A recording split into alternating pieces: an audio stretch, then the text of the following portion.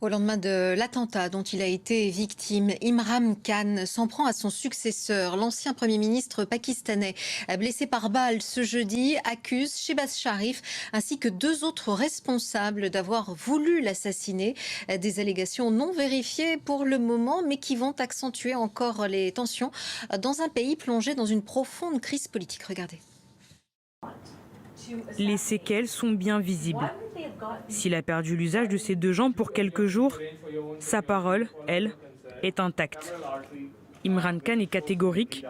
Selon lui, son successeur, Shehbaz Sharif, serait impliqué dans un complot visant à le tuer. Le ministre de l'Intérieur, Rana Sanaullah, et un haut responsable militaire sont également pointés du doigt. Ce qu'ils prévoyaient de faire, c'était d'abord de monter une campagne, selon laquelle j'avais commis un blasphème, ou que j'étais anti-religieux, ou quelque chose comme ça. Il ne peut y avoir d'enquête. Si le Premier ministre, le ministre de l'Intérieur et ce gars de l'ISI, Faisal, si ces trois-là sont impliqués, il ne peut y avoir d'enquête indépendante.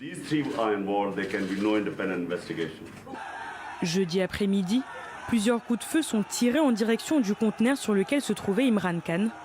L'ancien Premier ministre a effectué une longue marche pour obtenir la tenue d'élections anticipées. L'assaillant présumé, Navid Ahmad, aurait été appréhendé par les forces de l'ordre. Le gouvernement nie toute implication dans cette tentative d'assassinat.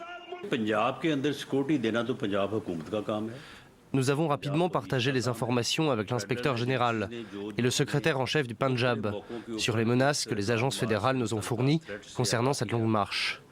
Nous leur avons également demandé pourquoi ils n'avaient pas pris les dispositions de sécurité nécessaires. Ils ont dit qu'ils avaient informé le parti de Khan, mais qu'ils n'en avaient pas tenu compte.